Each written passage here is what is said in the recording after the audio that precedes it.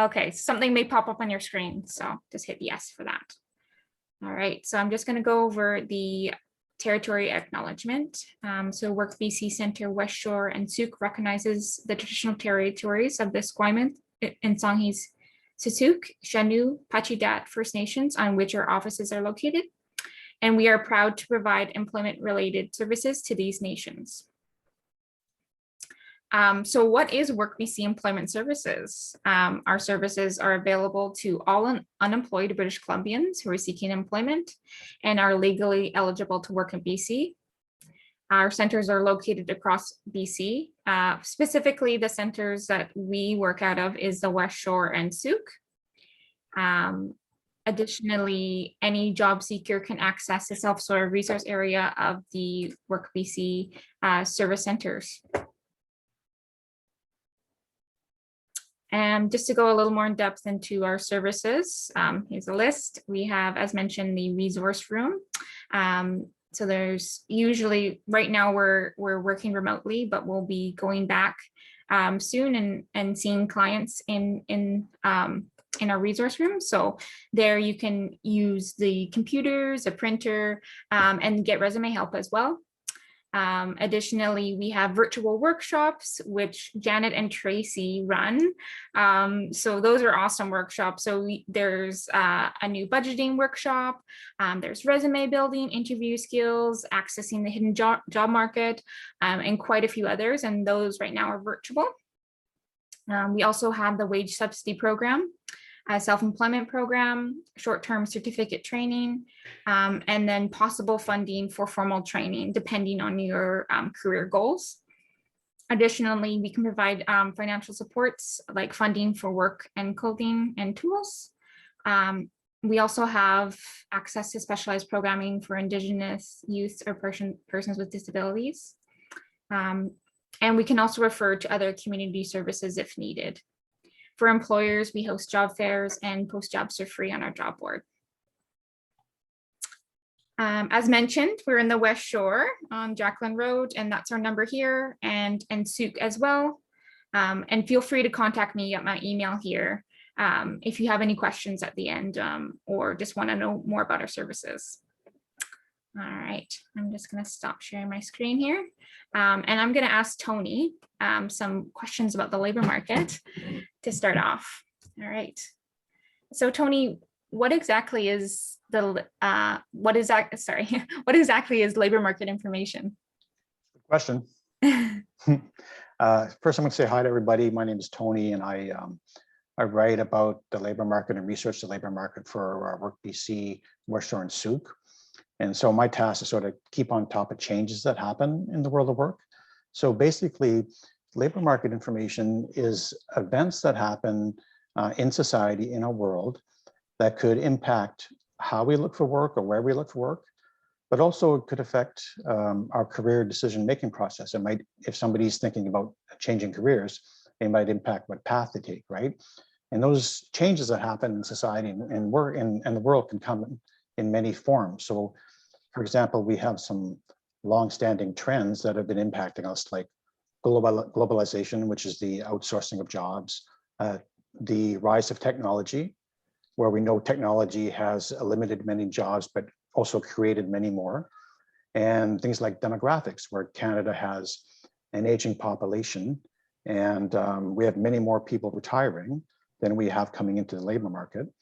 And then also artificial intelligence, things like robots, where it used to be science fiction that the robots would work in restaurants or drive trucks, but here they are doing those things today, right now, as we speak, right? So there's those long-standing trends that affect, how you look for work. But there's also more recent things like there can also be government legislation. So governments in Canada and BC have a lot of power to impact our day-to-day lives, and they can steer policy in one direction that can create jobs or even cause job losses. So for example, in BC, our provincial government has created a $10 a day daycare program. And so what that has done is created a more demand for early childhood educators. But not only that, they've set the wage for that at about $20 per hour. So that field is much more attracted to many more job seekers than it used to be. So that's an example of the government impacting the labor market. And then of course we can have economic effects like a recession or inflation. And then we can have huge events like a pandemic, and that nobody could foresee coming, at least in this way. And that's affected the impact, that's impacted the world of work greatly. So part of what we do at WorkBC in the West Shore and Souk is we try and stay on top of this stuff so that when our clients come to us and they want, to figure out how can they use this information in the job search and career planning, that we can help them. Awesome. I think you kind of touched a little bit on it, how COVID's impacted the world of work, but could you just maybe elaborate more how COVID has impacted working? Yeah, it's a big topic. We could probably talk about it for hours, and I'm probably sure that you probably don't want to, but we could. But I'll just sum it up. It's been a mixed bag. It's impacted many people in many different ways. So we know in past recessions, the most recent one in about 2008, 2009, it kind of affected everybody equally. And that's traditionally what happens in a recession. But with this one, it did not affect everybody equally. And it caused huge job losses in specific sectors like tourism, hospitality, retail, those kind of jobs that could not be done from home or not be done from home very easily. And so, that was a huge negative impact. And perhaps we won't see, a full recovery until most of those jobs come back, and most of those jobs won't come back for a little while yet. It depends on the course of the pandemic and a lot of things that are out of our control. And we may sail through the end of this fine, or we may have some dips up and down. But that's probably the most negative impact, and it's because of those sectors. It's impacted young people more so than older workers. And it's affected women more so than men, because there's a lot of women and a lot of young people who work in those sectors. There's also been a lot of what you might call neutral changes. So if you look at the retail sector, a lot of shopping's done online now. But if you look specifically at grocery stores, a lot of what grocery stores do have shifted from a customer service focus to an online order fulfillment and food delivery model, right? And so if you've walked into a new grocery store recently, which I have, you've probably seen that there's the automated tellers, right? Which are automated cashiers, which we've seen for a long time, but they're becoming more and more common. Retailers like Canadian Tire and all the retailers use them, right? And I used to avoid them because I felt that was costing somebody a job. But if you look at the stores now, there's more people working in them because there's people shopping for us if we do online ordering. And there's people delivering those orders, and there's people more involved in shipping and warehousing and transportation. So, we looked at a negative effect, but this is more of a kind of a neutral one of the pandemic, is where it's not necessarily costing jobs in the grocery sector or other retail jobs, but it's kind of shifting them. So as a job seeker, for some people that's opened up the grocery sector as a place maybe they never thought of working, but now they might want to work in transportation, warehousing, delivery, online order fulfillment, or IT, right? So that's been another change. And if we want to look at what could be seen as a more positive change, you could say the shift towards remote work. So a lot of people have proven the viability of working from home as a sustainable model for work, right? And so it used to be more of a rare event, where somebody worked exclusively from home. But the way it's going now, employers have realized that it is to their advantage to have not everybody in the building all at the same time, that people can work a hybrid model where they work at home and in the workplace. And this has proven to employers that they have a happier workforce, so it's to their advantage. Many people are more productive working at home. It's sort of unclear, but that's what a lot of people are reporting, that they are more productive. And a lot of job seekers are happier at home. Certainly some people want to be in the office or in the building, but other people feel like, they can manage their household responsibilities. They can take the children to a doctor. They can just work when it's easier for them to work. They can answer emails, after dinner. And so basically that's been a trend that you could say is more positive, where it's opened up more responsibilities. And what it means for us is that we can apply for jobs all over Canada, all over the world. So there's more opportunities, but then we're also competing with people from all over the world for those jobs, right? So I would say if you're a job seeker and you're targeted remote work, you should definitely come into a WorkBC center like ours and talk to an employment advisor, and they would help you target your process for remote opportunities. So sorry, Brianna, that was a very long answer, but the COVID's a very big thing, right? For sure. No, that was great. Thank you for covering that. So for the next question, kind of more locally, is there hiring going on right now in Victoria, and what does that look like? Yeah, so it's really interesting. The unemployment rate in Victoria is one of the lowest in the country. It's around 5.5%. And 2 years ago, in June of 2019, it was at 4%. So we're very close. You know, it's reasonably close to what we used to be.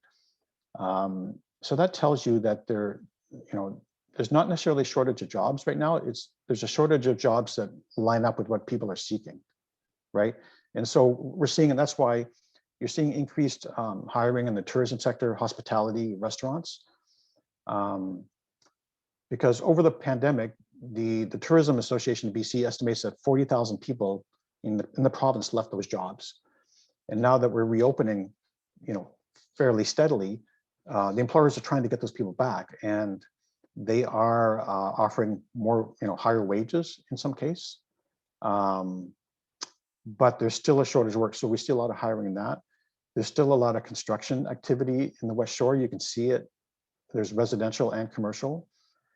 In Royal Bay, there's a huge development plan that's going to be a 10 to 15 year rollout with mixed residential, commercial. And so that's a large project that's going to employ hundreds of people. There's going to be a museum there, museum collections building there. There's going to be a daycare center there. There's going to be a school there. So there's lots of construction activity. And then there's a lot of hiring in the finance sector, as sort of we're getting back into the swing of things with the economy. So, and not to snow you with numbers or to give too many numbers, but according to the Canadian Federation of Independent Business, 80% of small businesses in BC are operating at full capacity, but only about 40% of them have full staffing levels. So if you're wondering if people are hiring, if you're wondering if that company you're targeting is hiring, they probably are. And it's a good time to reach out to them and check in. So yeah, so there is a lot of hiring going on, and there are opportunities right now, even though we're not clear of the pandemic yet. Great.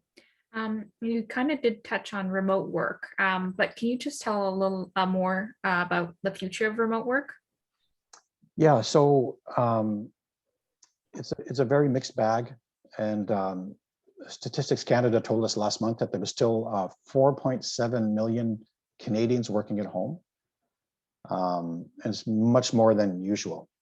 And so, for what I'll say is, I'll say that the genie's out of the bottle on that one, and it's going to be hard to put the genie back in. And part of what is motivating people right now, and there are people quitting their jobs, by the way, right now. And part of what's motivating them is that they are seeking those opportunities to work from home because it works for their lifestyle or their family needs, or they've just moved to a community that, is far from their work, and then they need other remote work. So essentially, it depends on the sector that you're looking in. And some employers, from what I'm seeing in Canada, is that the large employers, like the banks and some other large employers, are offering employees the chance to continue to work from home. But of course, every employer has to set their own standard on that. And as job seekers, we would have to decide, is that a deal breaker for us or not, right? And so I think the smart employers will offer at least a hybrid model where people can work, if they can work remotely. Some jobs cannot, but if they can, that they will continue to work from home. But there are circumstances where the employer might prefer us in the building, and that's something that's going to be negotiated in the future. Like when we have a job offer, that's something like we can negotiate our salary, we can negotiate benefits, we can negotiate a job title, we can negotiate vacation time, we can negotiate a parking spot. So I think this is something that if you're interested, you would negotiate with an employer. So I would say most employers are open to it, but it goes on a case-by-case basis. Right. So is there such thing as a pandemic-proof career? Yeah. So this is a concern. You know, we can all hope that a pandemic is a once in a lifetime thing, right? But there's no guarantees, and so what we found is the people who did not lose those jobs were those ones who were considered essential workers, like obviously working in healthcare, but also frontline workers in retail, who grocery stores, and who were designated as essential services. And there were many businesses that were, and healthcare services. So those are definitely, but the reality is, if you have the capacity to work from home, that was the number one indicator of whether you lost your job or not, you know, unless you were an essential worker. So if you're thinking about your risk moving forward and you're changing careers, or you just want to be as careful as you can, that's probably something to keep in mind as you're doing your career change. Awesome. And then kind of to switch it over to education, is how important is having post-secondary education moving forward in a career? Yeah, so that's another big trend I didn't mention earlier when I was talking about you know, labor market information and things that impact us. So the trend in BC and in Canada over the last few decades has been, you often need a piece of paper to work in a specific job. We know way back in the ancient past, you know, the 1970s, you could often be trained on the job, even for very specific technical things. And you know, this is the pre-digital era. And so a lot of people they had informal training. They learned on the job from somebody who knew more than they did, and then they made their way, right? And for a variety of reasons, a lot of it is legality and worker safety and quality and uniformity of knowledge across various trades. There's been the shift towards, oh, you need a piece of paper, or you need to have taken a course. So as we move forward, and this is kind of intensified by that pandemic, I think, as we move forward, there's going to be fewer occupations that require only a high school education, and many more that require us to get a certificate, or at least take a 6-month course. And that's also because a lot of employers aren't as willing to train on the job as maybe they were in the past.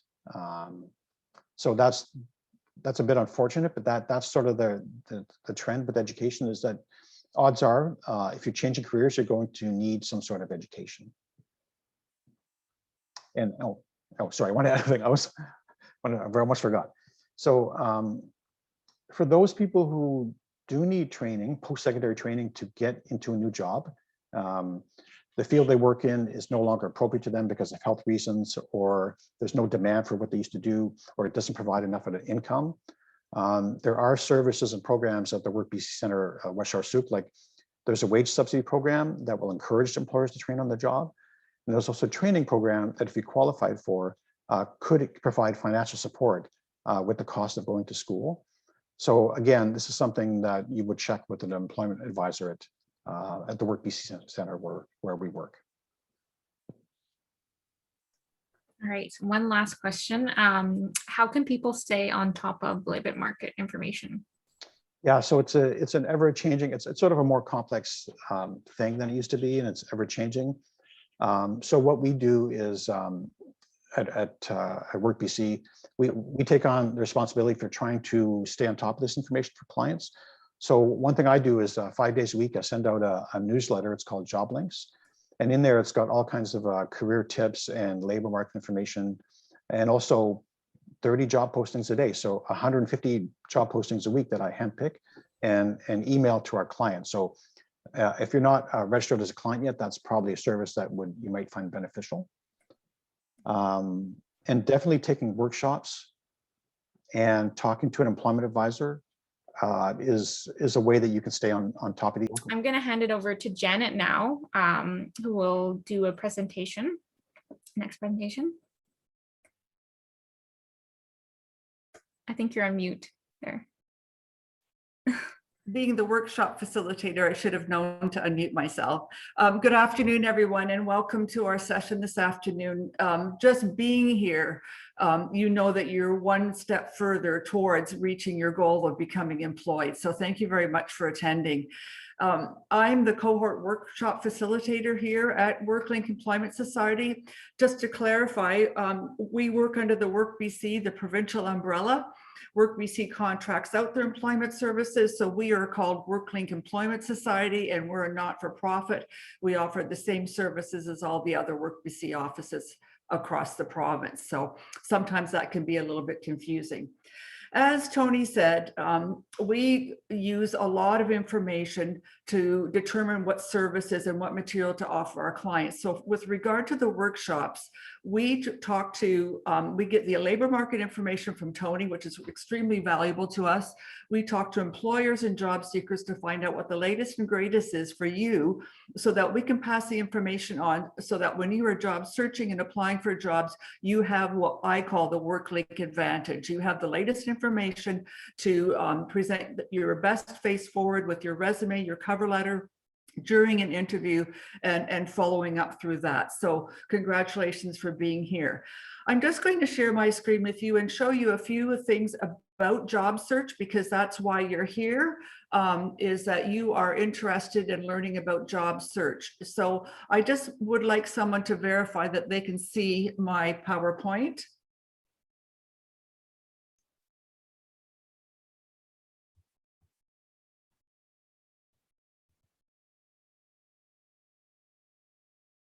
Can you see the PowerPoint? Not yet, no. I'm sharing my screen. Okay, let me just try here. Can you see it now? Yep, you're good. Okay, great. Okay, so I just wanted to make sure everybody could see my slide. Right now, we're doing our workshops virtually. It's not the same as doing them in person. We do have a really nice workshop room at the West Shore office with a full computer lab, as well as at the Souk office. But because of the COVID pandemic, we are doing everything virtually right now. We hope to go back to in-person services soon, but I suspect that we're going to continue with the virtual delivery as well, which is convenient for people like yourselves that are attending today, that you don't have to leave your home to get the information. So I'm going to talk a little bit about how to maximize your job search. So assuming that you're all, everyone on attendance today is looking for work, I'm going to talk about some steps to include in your job search. So first of all, and I say this over and over again, is the research, preparation, and practice. So Tony alluded to this, but researching the labor market, looking online, reading materials to find out what is going to be needed with regard to jobs, what type of jobs they are, what skills you need and training you need for the job. So that's the number one important thing. Doing your research will land you in a job that you really want and will enjoy and will have some sustainment to it. Preparation is really important when it comes to writing resumes and cover letters, as well as attending an interview, as well as networking. You want to make sure that you're able to talk about yourself in industry terms and practice what you're going to say. You want to identify the skills that you have and then plan your career thoughtfully to determine what motivational factors and what values are important to you in a workplace. I'm going to go through these a little bit more in detail. Networking and contacting potential employers is really important these days. It's the old pound the pavement mentality where people used to knock on doors, present their resume to a potential employer and tell an employer that they were looking for work. The same premise applies today in 2021, except that a lot of networking is done online. Through virtual collaboration. And of course, when people aren't meeting in person, it's difficult to have a meeting in person to talk to a potential employer. But networking to find a job is beneficial because you are targeting the employers that you want to work for. You're being proactive rather than reactive, where you're acting to a job posting and applying along with tens and hundreds of other people for the same job.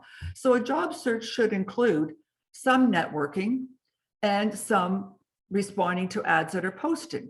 But statistics show that people are finding jobs 60, 70, 80% to 30, 40, 50% of people that are applying through jobs that are already posted.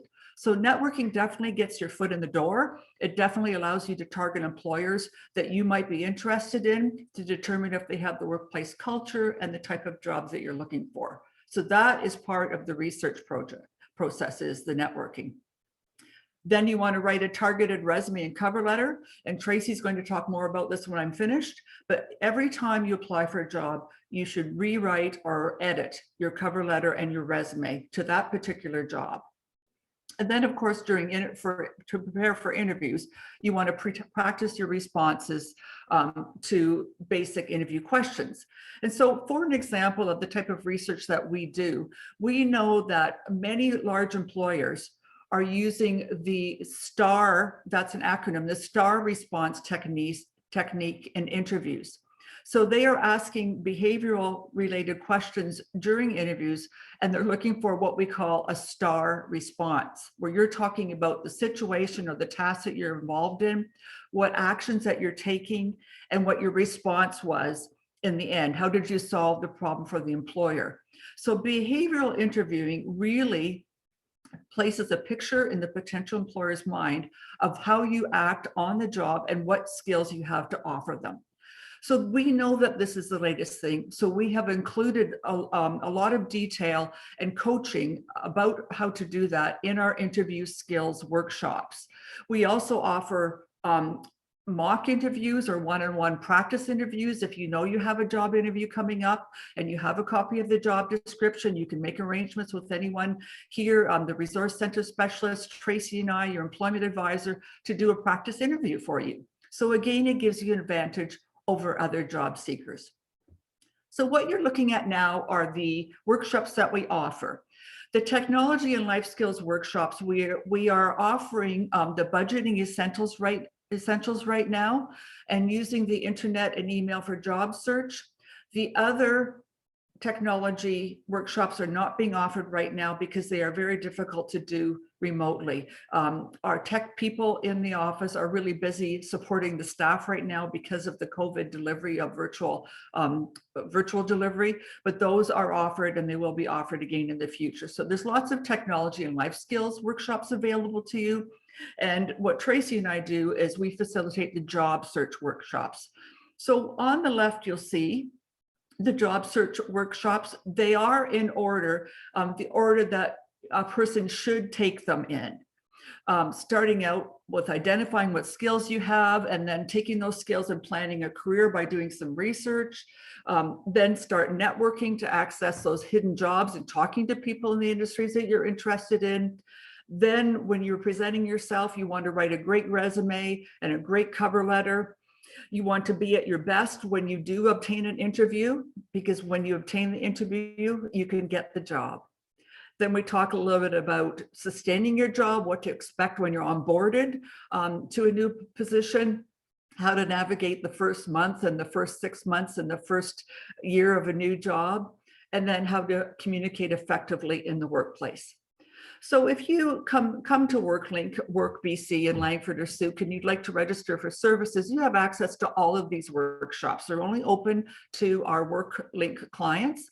However, you don't have to take them in order that they're presented. You can take them whenever you want, in whatever order you'd like, and you can also take them more than once. So again, things to keep in mind with your job search, because this is about job search today. That you have to dedicate some time to looking for a job. Looking for a job is a job itself. Be patient with yourself, set goals for yourself, plan out your time when you think you'll be at your best to take part in some activities with your job search. Knowing yourself is part of identifying your skills. So know yourself, be honest with yourself about what you want in a workplace, whether you want remote, working in the office, what hours you want, what values you're looking for in a workplace, what motivates you, what hard and soft skills you have, what transferable skills you have. We discuss all of those in our skills identification workshops. And also to be proactive. The early bird gets the worm. So if you see a job posting and the job posting says, if you have any questions, contact us, contact them. contact them with a couple really good questions and get yourself ahead of the pack. And then again, the squeaky wheel gets the grease. So of course, the more you are determined, the more that you contact an employer that you're really interested in, the better your results are going to be. So let's just talking about the looking for a job as a job itself. We know this, people say this all the time, and people that are in the midst of their job search, like some of you might be, know that it takes time. So it needs to be thoughtful in order for it to be sustainable work. So the recommendation is to set some time every day to take part in your job search, keep some notes and set goals, and you're always reflecting on what you've learned, and you might be pivoting from what you thought you might where you thought you might want to go. Look at some long-term goals and decide what kind of an employer would be good for you. Do some research to determine what jobs are in demand. And again, Tony has talked about that a little bit. Also, Tony's Job Links newsletter is really valuable, and that's available to clients of WorkBC. WorkBC.ca. If you don't do anything else today, write down this website, WorkBC.ca. And the reason I say this is because it is a gold mine of information for job seekers. It is up to date and current. It has all the labor market information on it. It offers career profiles. It tells about what skills you need to do a job. It helps you find the language you need to talk about yourself. And WorkBC posts about 500 jobs a week just in the Greater Victoria area. So like Tony said, there's a lot of jobs right now. Your goal is to find out what skills you need to do the jobs that you're interested in. So when I'm finished, I'm going to quickly try and show you the WorkBC website to show you what is there. So that's available to anyone, any job seeker. So I would strongly encourage you to use that as your base for getting information. So the know yourself part is like, what do you know honestly about yourself when you're job seeking? What is important to you? Is it important that you work close to home? Is it important that you have hours that you want? Is it important that people think like you do in the workplace? Is it important that there's an aspect of physical work to your work, or do you prefer to sit in the same place all the time? Do you like to work outdoors? Do you like to work in an office? What skills do you have? Do you like working with people? Do you have great interpersonal and communication skills, or do you prefer to work on your own? So being honest with yourself is really part of your job search. Because, you know, if you live in Souk and you find a great job that's in Victoria and you think, oh, it's a great job, but it's in Victoria, but it's a great job and it's got great benefits, but it's in Victoria, and it's got a great job and benefits and great salaries and I get a parking spot, but it's in Victoria. So you take the job and then a month down the road, you're tired already of driving to and from Souk to Victoria. So being honest with yourself. And that changes at a different point in people's lives. What priorities a person has changes as their personal life changes, as their family life changes, as their geographical location changes. But no matter what point you're at, be honest with yourself about what you have to offer and what you want. So during the Skills ID workshop, I show you where to go on the WorkBC website to find out what skills you need to do certain jobs. You can also look that up yourself. We talk about identifying what skills you have now with checklists, hard skills, soft skills, and transferable skills. Talk to your coworkers, talk to your friends and families. What would they say about you? What did they say that you do well? What did they notice that is positive about you that is transferable to the workplace? What about past employers and past coworkers? What did they say you're good at? And write those things down and include them when you're talking about yourself to employers and adding them to your resume or a cover letter. Determine what motivates you. Is it money? Is it helping other people? Is it saving time? What values motivate you? And then what you need to do is, keeping all of that in mind, target your job to employers that meet what you're looking for. So you don't have to wait till a job is posted. We've talked about this. Go ahead and contact employers. As Tony said, chances are most employers are looking for people. You might be able to create a job for yourself at an employer and by talking to them about what you can do for them. Make sure you're networking and contacting people and keeping in touch and following up and thanking people for their time. Using industry language. Do they talk about customers? Do they talk about clients? Do they talk about patrons? Do they talk about patients? Use the same language that's used in job postings that you see, in career profiles that you see, and in job postings. And then contact employers and say, you know, this is me. I'm really interested in getting some advice about entering this type of career. I wondered if you have a few minutes of your time to talk to me about the skills that are required, what you look at, what you see as a long-term needs for employees in your company, etc. So don't be afraid to reach out. That's the way most people find their jobs. So Tracy's going to talk about this a little bit more, but again, the squeaky wheel gets the grease. So make sure that you're following up, you're targeting, thanking people for their time, staying connected, and thanking the people you meet along the way.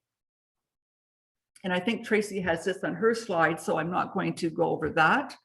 But I don't want to encroach on the time that we have, but I'm just going to quickly show you the WorkBC website. And I think I have it here. So if I just open this up, and then if I go back here to share my screen, here we go. So you might have seen this before, but if you have not had a chance to look at this, please go and have a look. And the resource area at both of our offices are going to be open fairly soon for clients coming in. So you can come in even as a drop-in, you don't have to be a client, and just use the computers to have a look at this. So this has got a wealth of information, but jobs and careers, you can go into explore careers. You can type in the name of a career, say, accountant, click on it. It'll give you all kinds of information about that career. For example, what skills do you need to do that career, to perform that career? What is the labor market with regard to that career? How do you get there? What education do you need? What are the earnings? You can narrow it right down to where we are, Vancouver Island and Coast. So you can narrow it down to the labor market information for accountants for where we live here. So as Tony said, looking at what's going to be needed down the road, doing some labor market research is going to really help you make a decision in what direction you want to go with your employment. So this, again, as I said, is just a whole wealth of information. What skills do you need to be an accountant? They're all listed here. Okay. What is the profile of the job? What does an accountant do? Here's some of the labor market the industry vocabulary that you might want to use. Here's some other job titles that you might want to look up your job under if you can't find anything under what you want.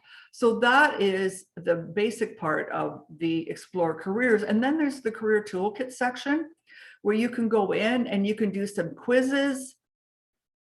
That it's like they're like little aptitude tests. We do this in career planning, but you don't need to be in the workshop to do this. See what the data spits out as suggestions for you if you have trouble targeting a career. And then this is something that a lot of people are using right now, and this is new to WorkBC because of what's happening now with the pandemic. There actually are quite a few people moving to the island right now, and there are people transitioning from one career to another. So the career transition tool works like this. You plop in the name of your current occupation. Let's say customer and information services. So you plop that in. Say you were working on customer service before. So you plop that in and then you click on Find Career Options. And what this database does, and this is based on the skills that you need to do the job. Here are a whole bunch of other jobs according to their database that you could do and transfer to with the same skills you had doing a customer service job. So then you can start looking and saying, well, hey, I might look at being a manager. I might be looking at it being a retail supervisor. I might be looking at a wholesale buyer, etc. So the career transition tool, again, you put in what your current occupation is or an occupation that you've had in the past where you can use some of those skills into these new jobs that are spit out by the career transition tool. So it's a great tool to use. So I would highly recommend that you go to the WorkBC website. So again, our workshops are available to you if you choose to register with WorkBC in Langford and Souk. We're happy to help you individually and in a group basis. And thank you very much for your time this afternoon. I'll hand it over now to Tracy. Thanks, Janet. Okay, let's get started. Janet touched on a lot of really good information on that. And oftentimes, sorry, I'm just going to get going here to share. Oftentimes, so many of what we talk about in one workshop is it's like a big giant Venn diagram. They all lend themselves to all the different workshops. They're all tied together because skills ID comes in when we're writing our resumes, and they are all very valuable. And as Janet mentioned, we keep them really current, really up to date.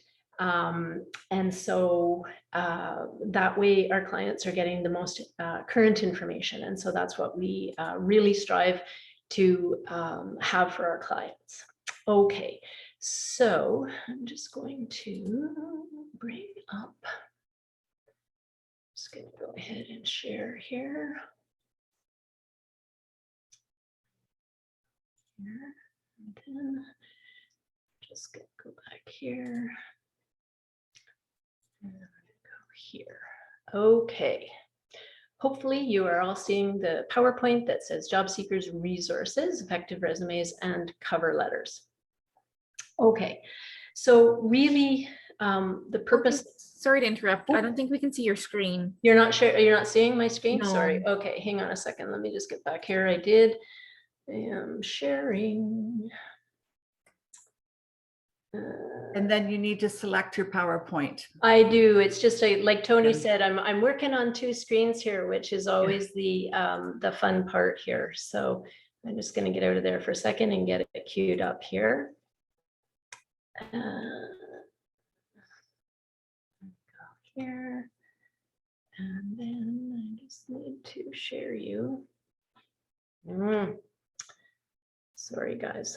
Thought they had all this queued up here for us. Okay. So it's going to pop up here. So I know I'm sharing a different screen. Give me a second here. I just have to get back here.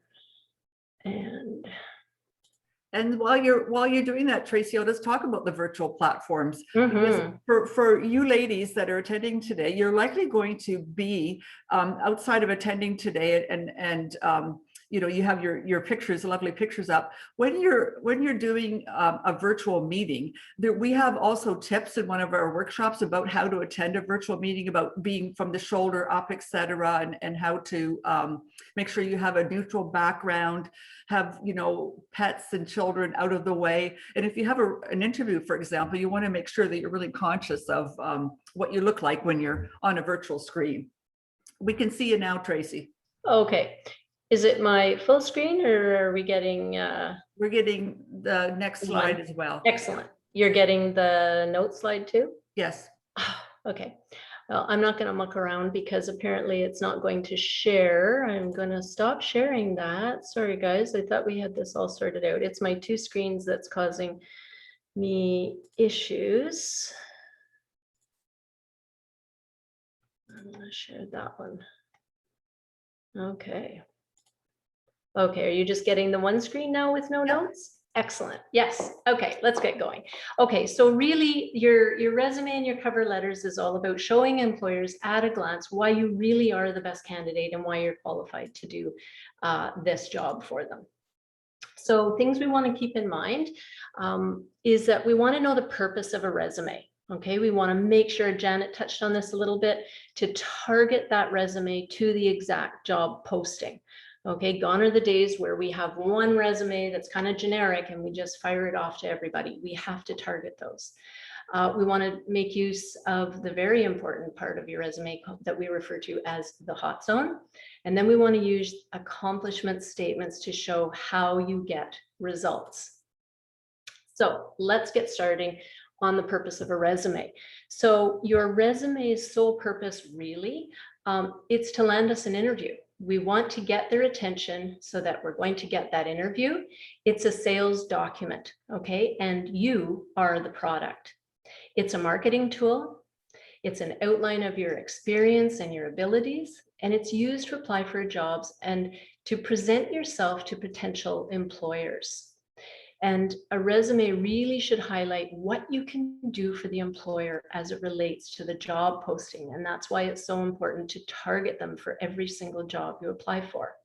Okay. You want to make sure that you include information, again, that is only relevant to that job posting. You can include volunteer work, again, if it's relevant. You'll hear that word more than once as we go through it as well. And you want to talk about your strengths and your accomplishments, again, that are a really close match to the job posting that you're looking at, okay? You don't want to include any hobbies or extracurricular activities at this point. They are something that you can possibly speak about, again, if they come into play once you get to an interview. Okay. Something that's really important also that we like to talk about is that the information that you present in your resume, it's only part of the story, and how your resume looks is equally important. It's really the first impression that you will make on an employer. And I often, in the workshops when we're working on our resumes, I often recommend to clients that when you've got your first page done, hold it out in front of you and look at it as a visual image, almost like a piece of artwork, because you want that hiring manager to pick it up and read it. And so you want to look at it critically. And is it balanced? Is the formatting appropriate?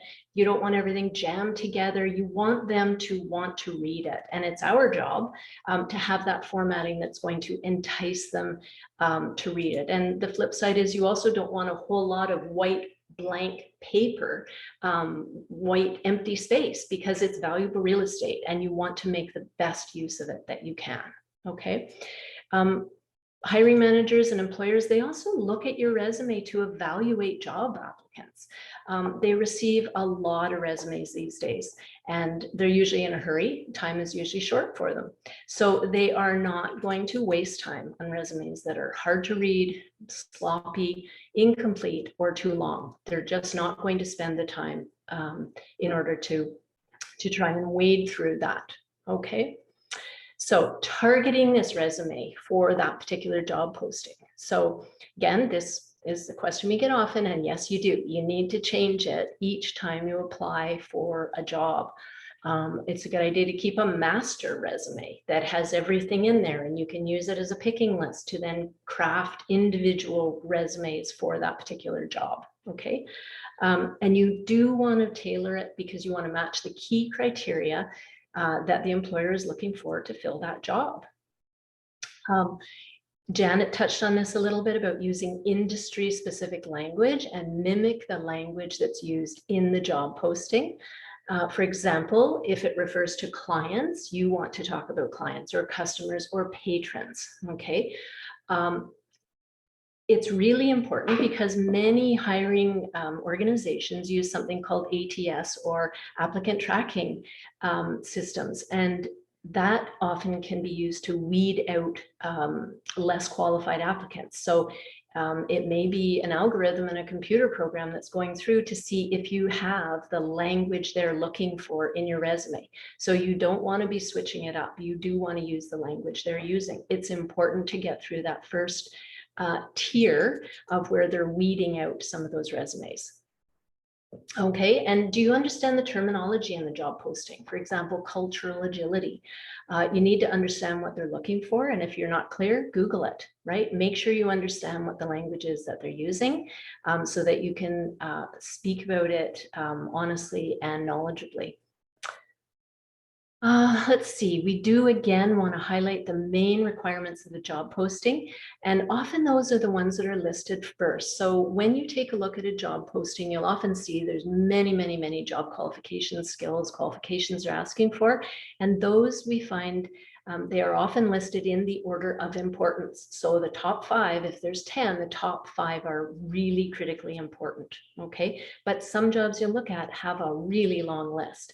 And it is also important to remember that a job posting is a wish list for the employer. So they can ask for 25 different qualifications, but their successful candidate that they hire may actually only have maybe 10 or 15. They may not have 100% of those. So bear that in mind as you're reading through job postings, that keep it in mind that it is a wish list for them. So hot zone, let's talk a little bit about that.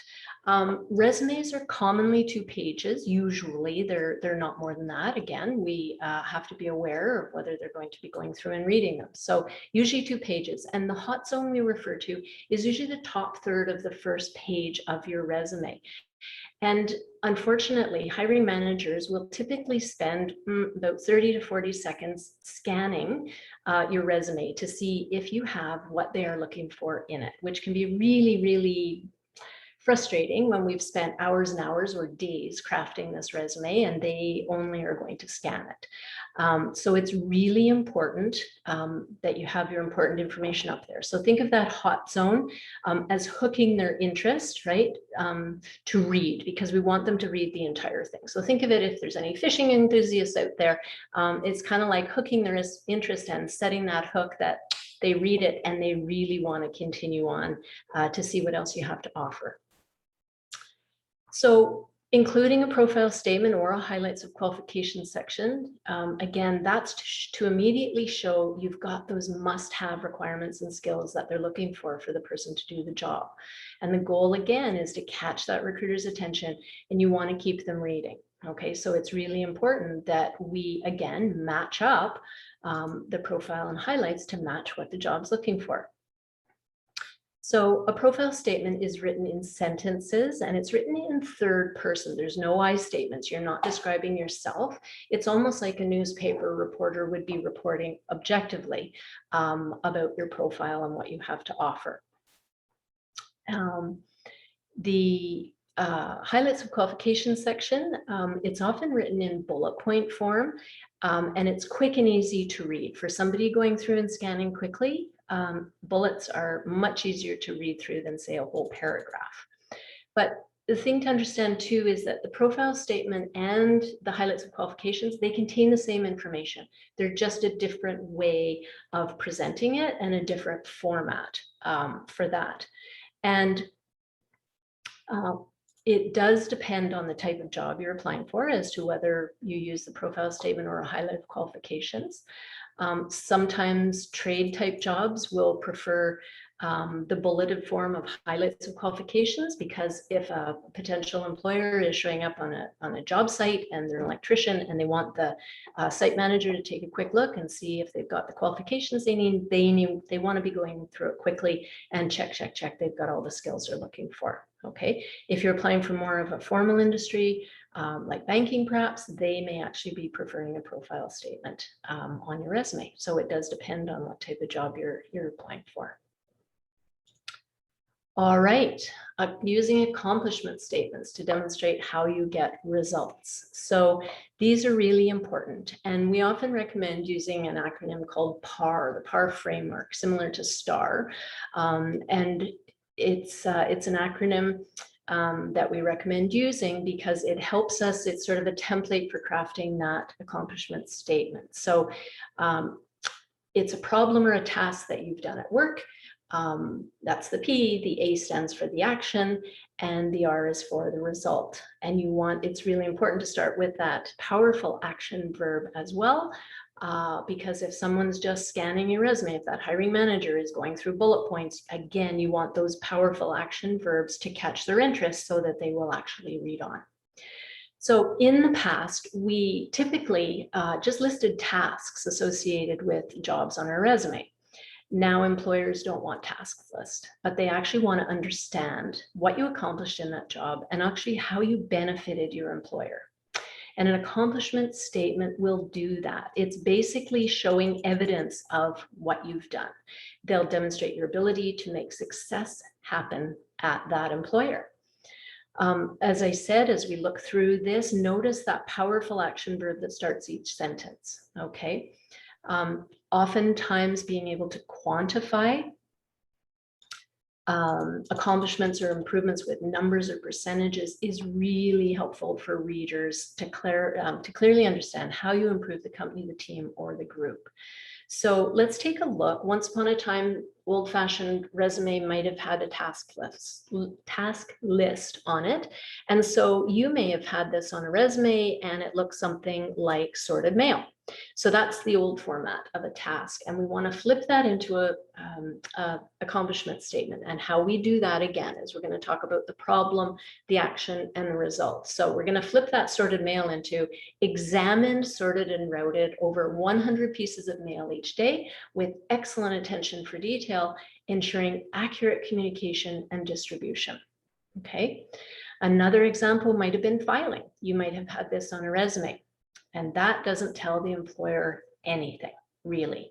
It doesn't tell them what you accomplished. So we're going to switch that and we're going to say increased work efficiency by 30% by accurately filing and organizing important documents.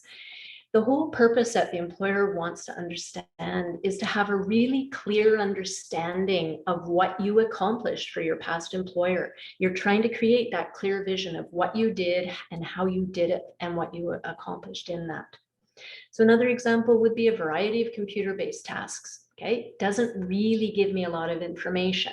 So we're going to change that. Performed a variety of computer-based tasks, including data entry and sending and receiving emails to improve department efficiency.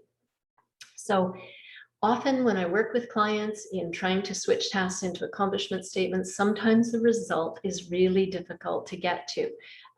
People will say, well, I'm not really sure what the big benefit of this was. It doesn't have to be life-changing. You don't have to be the next inventor of Bitcoin, but you have to have brought a benefit out of that. And it can be as simple as something as color coding file folders to make it much more efficient for people to locate documents. So it takes some work to start thinking about that as, why did I do that and what was the benefit? But it's really valuable, and hiring managers really respond well when people can articulate that way to them. For example, when I mentioned numbers, being able to quantify your accomplishments is important as well. And an example would be to increase repeat business perhaps by 15% monthly.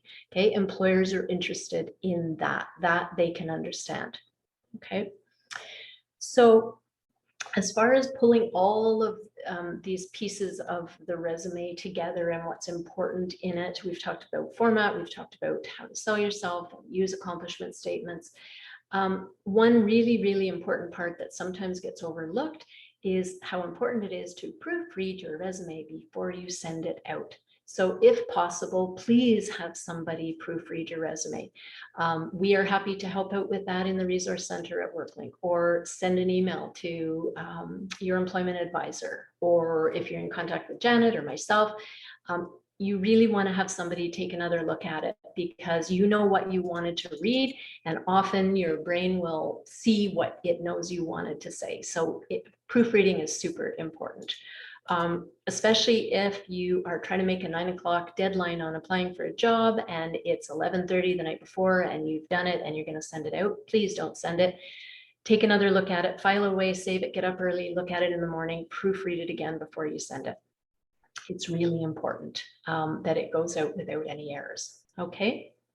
So that is the section for resumes that we're going to talk about.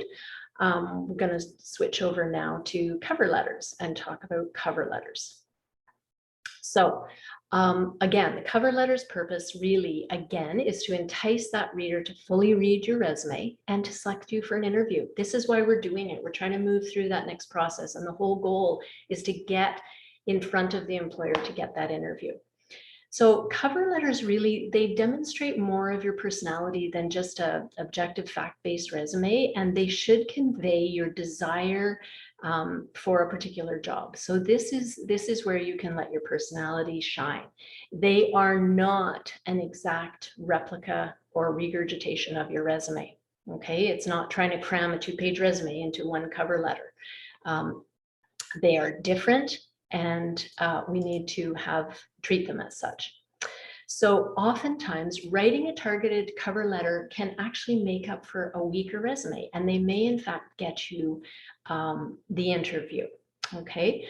Talking to hiring managers, some hiring managers love cover letters, some don't. Some look at the cover letter first, some look at the resume first, and then they may go and read the cover letter. And you're just never really sure. So if you have the option, always a good choice to do so. Okay. Cover letters are a chance to speak from the heart and show how your personality is a really great fit for the company. And that is really, really important to hiring managers.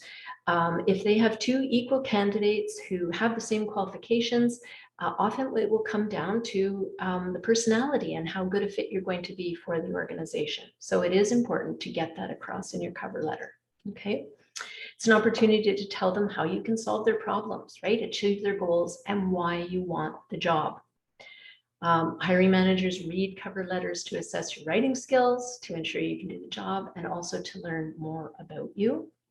They also will help you stand out about many candidates. Again, if you have the same qualifications as someone else, it's a way for them to get a better feel of who you are. Okay.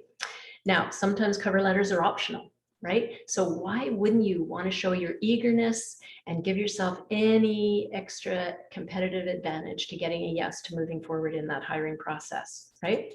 Now, the one exception to that is be careful and note certain job postings will specifically say do not include a cover letter. And then of course, it's important to follow those instructions as well.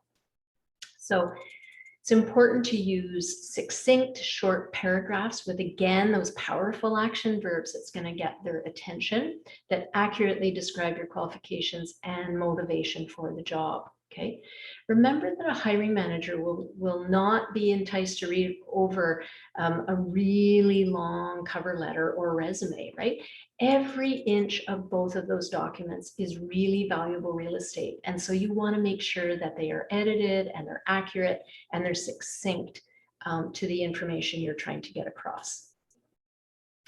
So this is really important. If you take a look at this chart here, often without fail, we always get asked over and over again, do I really need to write a cover letter? So if you take a look at this, a recent survey, thank you, Tony, for the valuable information that shows up on WorkLinks. It might look vaguely familiar. It does show that 87% of employers read cover letters, and 65% of those agree that cover letters influence decisions on who to interview. Okay, so applicants who submitted a cover letter tailored specifically to that job had a 53% higher callback rate than people who didn't have a cover letter. Okay, so those are pretty powerful numbers. So why not put the effort in and do that? And it is, again, whether it's your cover letter, whether it's your resume, you have got to make sure that they are short, succinct, powerful language, and proofread and error-free. Really, really important. Okay. Janet touched a little bit about these websites. We can't say enough good things about the WorkBC website. As well as that is the provincial one. Janet gave you a nice test run on that one. There is so much information in there. And as Janet said, please make note of it. Please go in and take some time to take a look at it because it really has a lot of information. The WorkLink BC, again, website, tons of information in there, really valuable as well as the jobbank.gc.ca. Those are the Government of Canada job postings as well in there. And again, they also provide a little bit different view. It's more of a national view, but again, a wealth of information. So Again, if you want some more detailed information, please check out the sites. And just in summary, when you are applying for that job, ensure you are thoughtful. And as Janet says, doing the research, using a targeted job search as opposed, we often describe it as a shotgun versus rifle approach, right? A shotgun just kind of goes hitting everything, applying for every job, whereas you want to focus and use a targeted approach with a rifle. Zero in on the employers who are going to be a good fit. Don't waste your time applying for jobs that you don't want or won't be a good fit. Like if you live in Souk, do you really want to commute to Victoria? Okay. WorkLink offers a really wide range of services, including job search, that are current, really helpful in today's ever-changing labor market. So, thanks for attending today. Thanks for thinking ahead and getting ready for fall. And please check out how WorkLink can be of service to you in your job search. And that's it for me.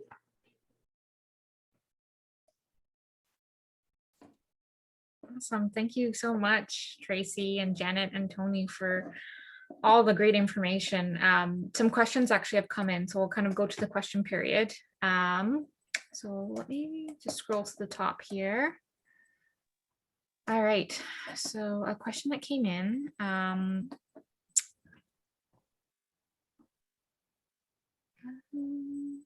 Someone made a comment. I wanted to get a few tips on what the best way to network with potential employers. I feel a little hesitant when reaching out when there's no job posting, as I feel they may be busy and don't want to disturb them.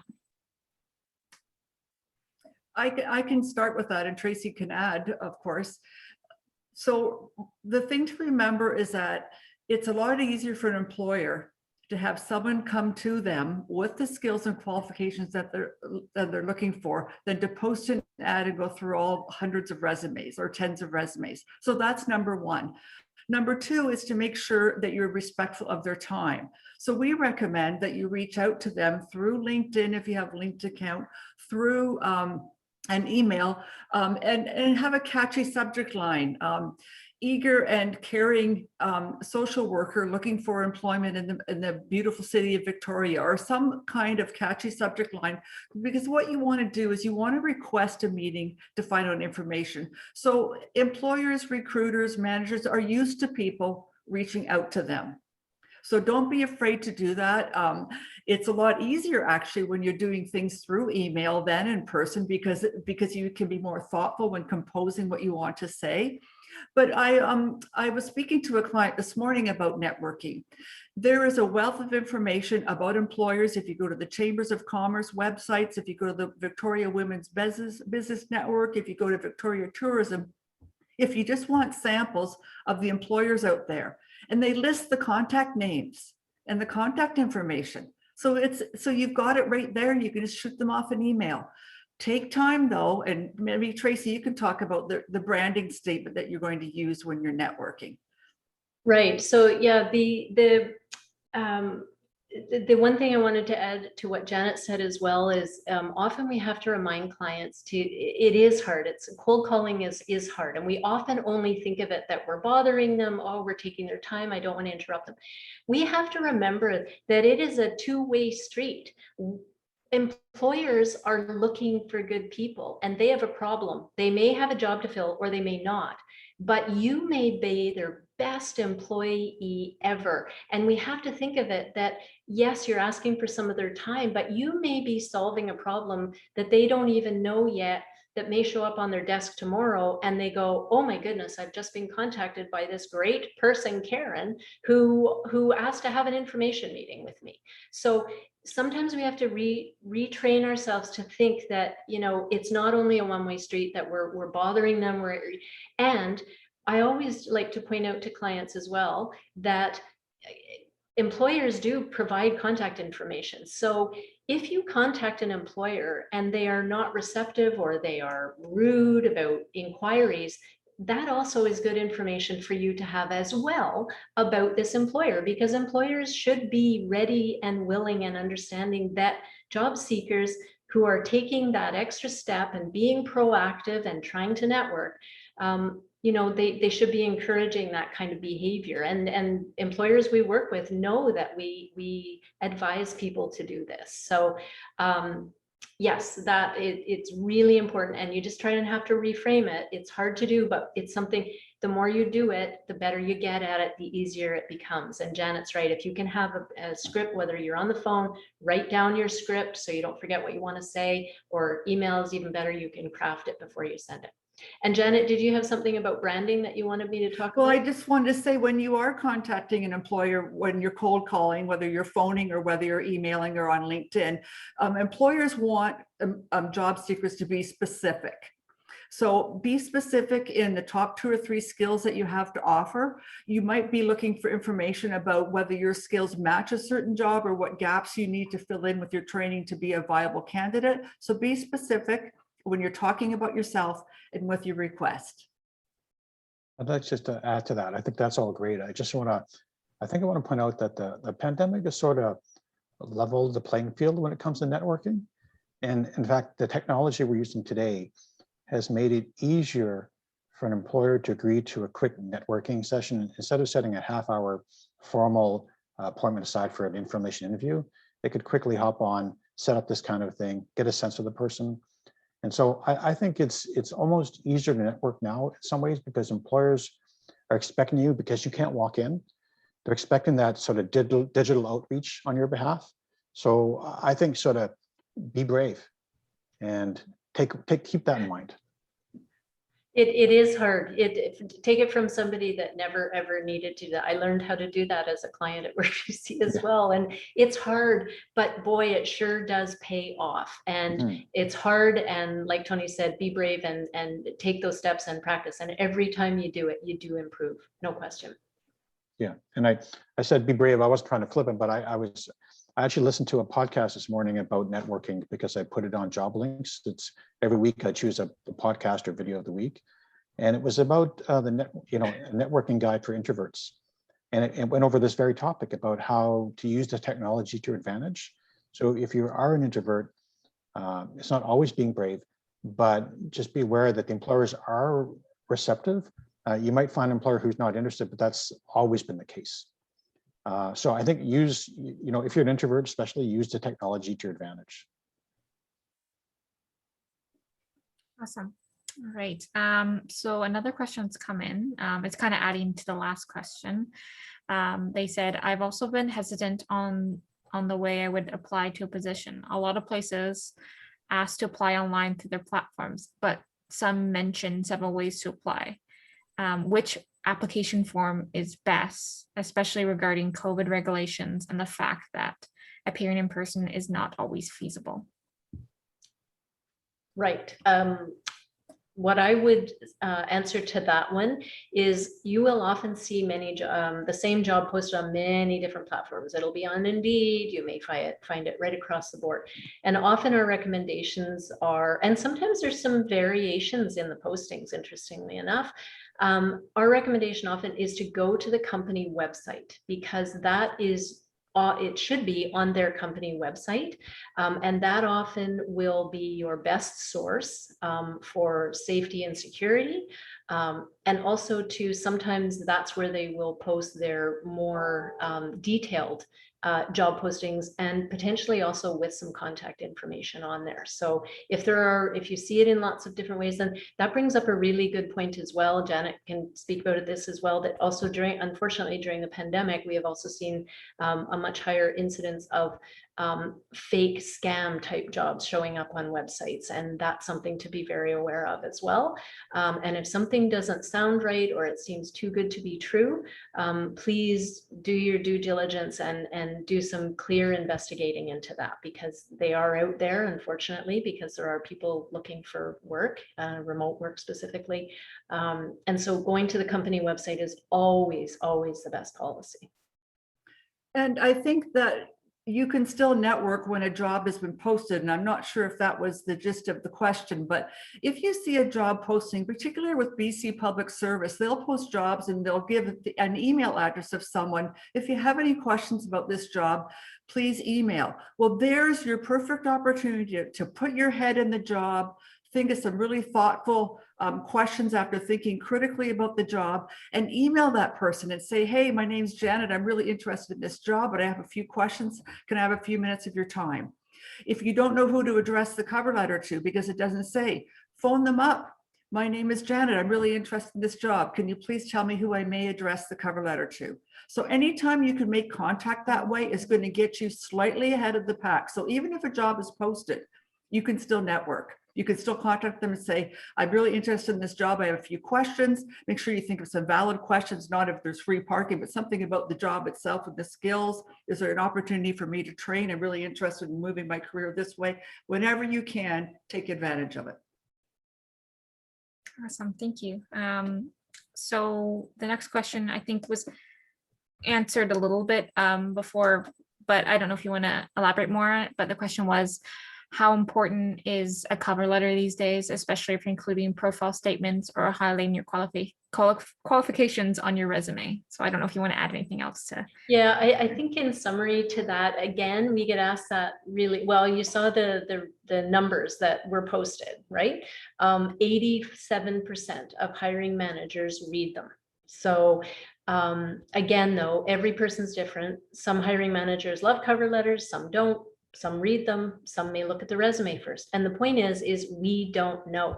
So unless they say don't write one, we recommend spend the time, spend the effort. It's a way for you to really introduce yourself to them and to be able to express your interest and why you are such a good fit for that organization. And that's where the research that Janet talks about is important as well, because that's where you can have done research and on the organization and perhaps they're launching a new project and you can speak about that as to why you're so excited. And it just shows your effort, it shows your interest, and it makes that personal connection that just sending a resume doesn't quite do. Yeah, and you know, a resume is completely different from a cover letter. Employers say they don't like cover letters when people just reiterate what's on their resume. The resume is the facts, and nothing but the facts. The cover letter tells how you're going to fit into the culture, what motivates you, what aligns with their workplace culture and values, as Tracy said, and it gives them an opportunity to get to know you a little bit better. So unless they say don't write one, and write it from the heart. You know, write it from like, why do you really want this job? Now, you might be applying for 3 jobs at 3 different employers. It's the same kind of job. You don't really care where you work because you just need the job. Still, do some research, make it personal. This is why I really want to work for you. Okay. So, yeah. I'd just like to add too, that's all great advice. And especially if you're applying for a job, you know, that you've never done before, or it's a field that you've never worked in, and the employer is going to look at your resume and not grasp immediately why you're qualified. So the cover letter is a really good chance for you to explain, you know, why you're changing careers and all the skills that you have from previous employment that are transferable into your new field. So I think sometimes people skip that and they think the employer is going to just automatically understand why they're qualified. Yeah. We have to show the employer, you know, what makes us qualified to do that job we're applying to. Awesome, thank you. So another question has come in. They've asked, is the follow-up to your resume submission still 3 to 5 days or sooner? Well, Are they asking follow-up by the employer or after you've applied for the job? What do you take that as? well, I think that what the participant might be referring to is what I advise clients to do is if there's a closing date, say the closing date is July the 30th, I would not contact the employer before then. I mean, again, it's a judgment call, but they're still gathering applications. But I personally recommend, and I see Tracy nodding, I would definitely follow up with the employer. Just emailing to reiterate my interest in the position, making sure that you receive my resume. Is there any other information that I can give you? So squeaky wheel gets the grease, remember? And the other thing is oftentimes when the closing date is, say, June 30th, you know, as a job searcher, we think, oh boy, okay, they're sticking to that. We have no idea what's going on with that employer. They may be delayed by 2 weeks or 3 weeks, and all of a sudden 2 weeks go by, we haven't heard anything, and we take it personally and go, well, I guess I'm not getting selected for that job. And we don't know, maybe there's been some really important issue that has delayed that job from moving forward. And so it is important, really, really important to follow up. Right. And as Janet says, not before the closing, but within a reasonable period of time after. And yeah, 3 to 5 days after is good. Awesome. I don't see any other questions, but if anyone wants to add any more, feel free to put in the chat box. I have some questions for you guys. So if someone was moving to a different city or province, what's the best way to apply to jobs? And because I know some positions, they clearly state you need to be, you know, a local in the community, but maybe because of COVID, things have changed. But is there a way that you can maybe stand out, or when you apply to these positions, or if you should state that you're wanting to move and your intention in moving to this new city or province? I mean, you know, sometimes it will be used against us if we have an out of town address. And I think that, you know, just talk about the cover letter, this is a chance to explain, you know, what our intention is. And unless it's a remote job, which is fine, but I see a lot of remote jobs which are temporarily remote during COVID. So at some point, the employer may want us to show up at their place of business. So I think use the cover letter to, you know, stress your flexibility and what your time frame is. You know, I will be there by August 20th or whatever the time frame is for you.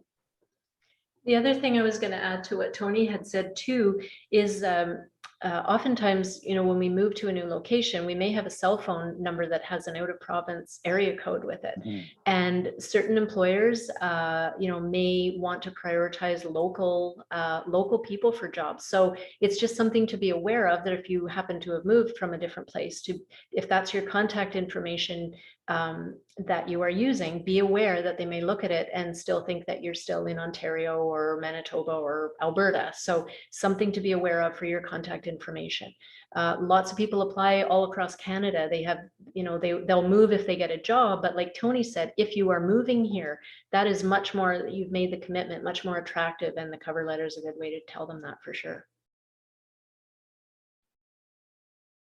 Awesome, thank you.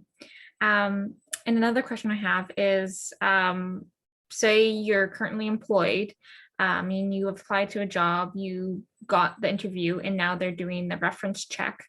You haven't told your employer that you're changing jobs, and so you don't have them as a reference, and you only have old ones. Is there a way to get more references through volunteering or other ways that you can suggest than asking your employer, since you haven't told them and you don't want to tell them? Well, I think I'd mentioned before we started that I attended the BC Pensions Corporation information session. They had an information session yesterday because they are recruiting and looking for administration people. So that's BC Pension Corps if you're looking for jobs. And one of the things that the recruitment officer said there is that you must have professional references. And so I think Tracy or Tony may have alluded to this. You're interviewing an employer as much as they're interviewing you. So if you get a feeling from an employer that something isn't sitting well with you, chances are it's not the right employer for you. So when someone says you must have professional references, then you have to qualify what professional means. So it could be a coworker, a supervisor, but not your human resource manager. So if you're applying for jobs when you're still looking, you can get someone else within the company to give you references. And the employer, the human resource people that are looking at your application and looking at your references, because you've got that far along, know that you can't give your immediate supervisor's information. They should know that, and the reason why for that. They don't want personal references. But if you belong to some kind of a volunteer group where you have a supervisor, educators, teachers, anybody can add anything else, but there are other ways to use references besides your immediate supervisor. But generally speaking, personal references, a friend or a family member, is not encouraged. Great. So if anyone, I don't see any other questions have come in, but this is your last chance if you want to ask any questions or can think of anything. But if you do think of any questions, another time, just feel free to email myself. I'll be sending out a follow-up email to everyone just with the recording, and then you can reply back to that email and ask questions about WorkBC, or just, yeah, any questions about employment services. So yeah, just wait a couple more seconds here if anything comes in. All right. Okay, I think we're good for questions. Yeah, so thank you everyone for attending, and thank you so much to our speakers today, Tracy, Tony, and Janet. We really appreciate all that you shared with us. Yeah, so like I said, I'll be following up with the email, with the recording, and yeah, I hope everyone has a good rest of your day, and I'll get in touch soon. All right, take care, everyone. Bye. Bye, everybody. everyone. Thanks, you. everybody. Thank you.